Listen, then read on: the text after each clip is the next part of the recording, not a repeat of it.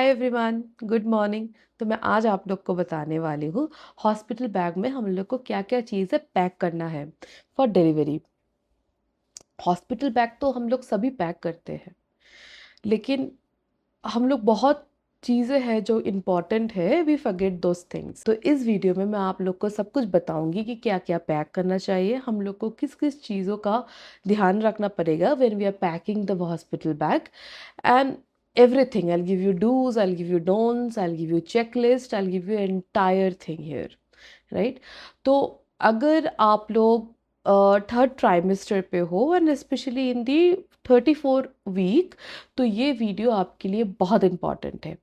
Baby कब decide कर ले कि अब उसको आना है, ये कोई प्रेडिक्ट नहीं कर सकता है, राइट? तो इसीलिए हॉस्पिटल बैग को आप लोग लास्ट मोमेंट तक मत रखिए कि अभी मुझे बैग पैक करना है, क्योंकि अभी तो बहुत टाइम है, हम लोग बाद में बैग पैक करेंगे। यही सबसे बड़ी मिस्टेक होती है हम लोग की, कि हम लोग लास्ट मिनट तक हॉस्पिटल बैग का ये पैक करना रख देते हैं। When ever you rich 34 weeks, please go had and start packing your hospital bag. आज मैं आप लोग को बताऊंगी कि हॉस्पिटल बैग कब पैक करना है, dos, don'ts, must have items, and हम लोग कॉमन मिस्टेक जो हम सब न्यू पेरेंट करते हैं, वो सब कुछ मैं इस वीडियो में आप लोग को डिटेल में बताऊंगी। सो प्लीज़ इस वीडियो को एंड तक ज़रूर देखिएगा। So if I have to rank the dos, first मैं बोलूँगी कि जैसे कि मैंने बोला कि बैग आपको कब पैक करना है। जैसे ही आपका 36 से 36 वीक हो जाए, उस बीच में आप हॉस्पिटल बैग को कम्प्लीटली रेडी करके रखो। बहुत लोग सोचते हैं कि नहीं, अभी तो ड्यू डेट में बहुत टाइम है, बट नो। लेकिन लेबर आपको कब आ जाए, you never know that, right? अगर आपको एक इमरजेंसी आ गया और आपको रात को 2 बजे जाना पड़ेगा हॉस्पिटल, तो आप तब तो बैठ के आप पैकिंग नहीं करोगे। So rule number 1, please keep your hospital bag ready.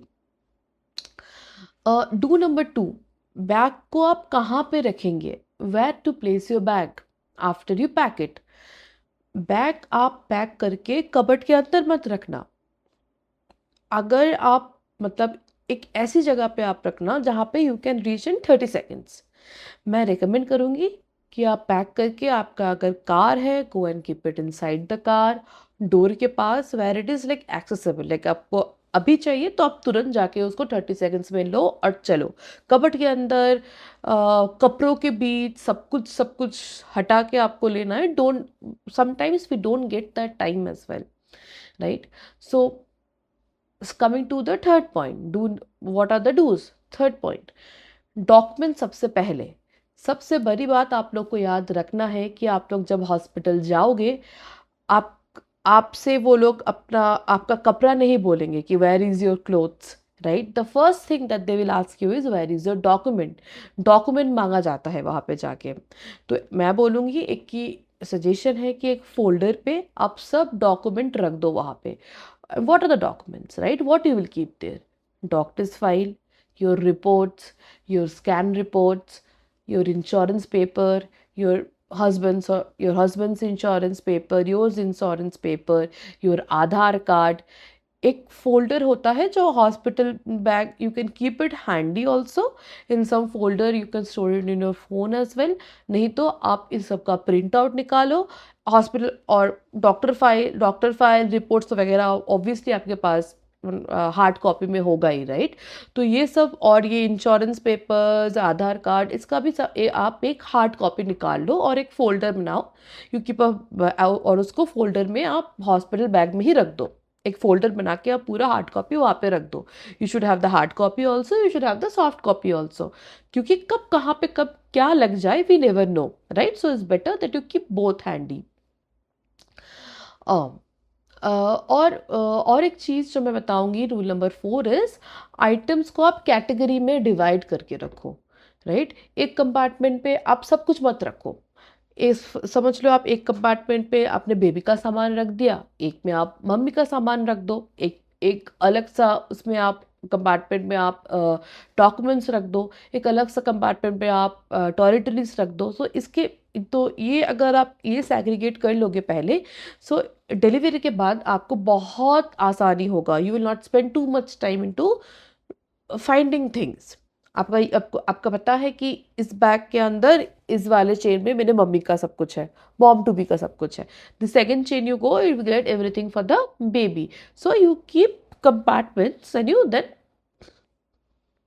Keep compartments, और उसके बाद आप पैक करो. तो इससे क्या होगा कि डिलीवरी के बाद आपको बहुत आसानी होगी ढूंढने में, right.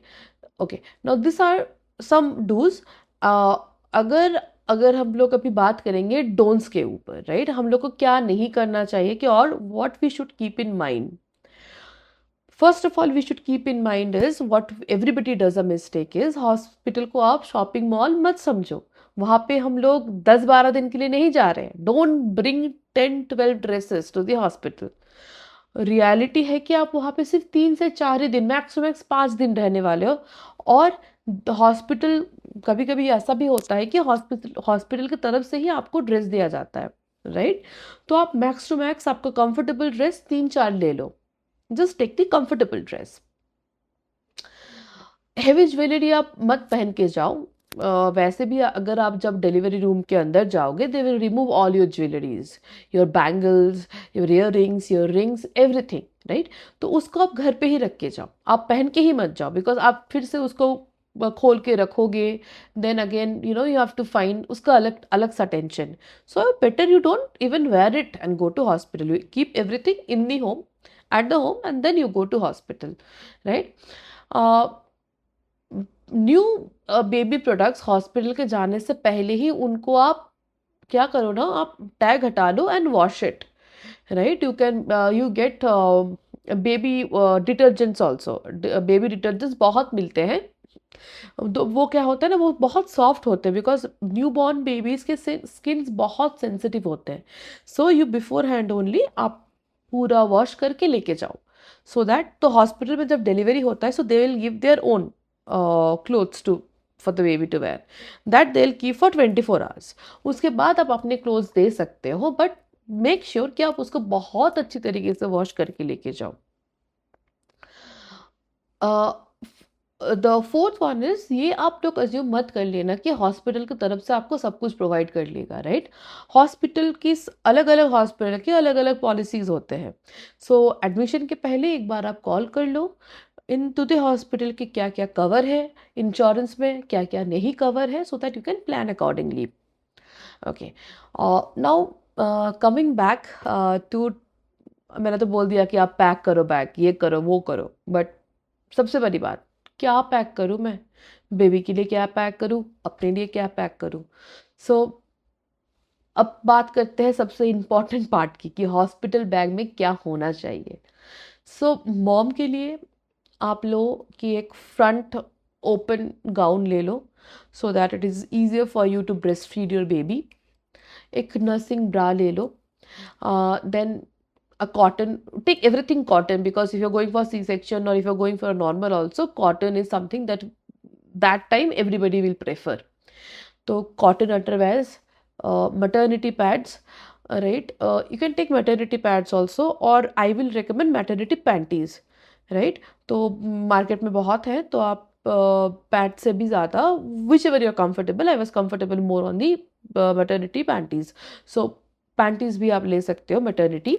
Slippers, toiletries, lip balm, water bottle, phone charger, power charger and snacks की.